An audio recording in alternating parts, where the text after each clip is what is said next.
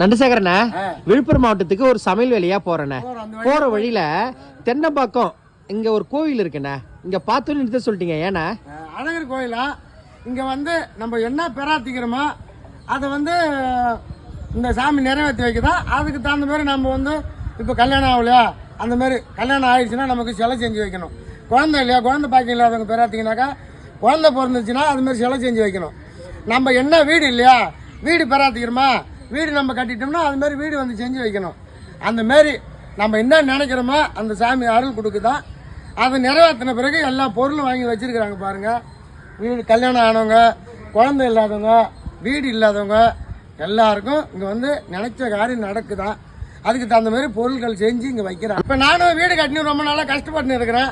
அது நிறைவேறணும் அப்படின்னு நான் வேண்டிக்கலான்ட்டு இந்த கோயிலை பார்த்த உடனே நிறுத்த சொல்லிருக்கிறேன். பார்க்கலாம். எவ்வளவு வேண்டுதல் பாருண்ணா. இன்னும் அந்த பக்கம் சுத்தி இருக்குல்லண்ணா, 1 கிலோமீட்டர் தூரத்துல லட்சக்கணக்கான வேண்டுதல் செஞ்சு வச்சிருக்காங்க. யார் என்னென்ன பெறாத்தன வேண்டுதலோ அதை செஞ்சு வச்சிருக்காங்க. சரிண்ணா, நீனும் வேண்டிக்கணும். கண்டிப்பா மக்கள்கிட்ட சொல்லிட்டு நீங்களும் ஒரு வீடு செஞ்சு வைங்கண்ணா. செஞ்சு வைப்போம். நிஜமா தான். சரி, ஓகே. வீடு கட்டி முடிஞ்சிச்சுனாக்கா கண்டிப்பா வந்து நாங்க ஒரு வீடு வாங்கி வைக்கிறேன். சரி, ஓகேண்ணா. ஓகே. ஈஸ்வரனுக்கு உகந்த பூ இது வந்து லிங்கப்பூ. இந்த லிங்கப்பூ வந்து பார்த்தீங்கன்னாக்கா லிங்க வடிவிலே இருக்கும். இந்த பூவை கொண்டு போய் அர்ச்சனை பண்ணுவோம்.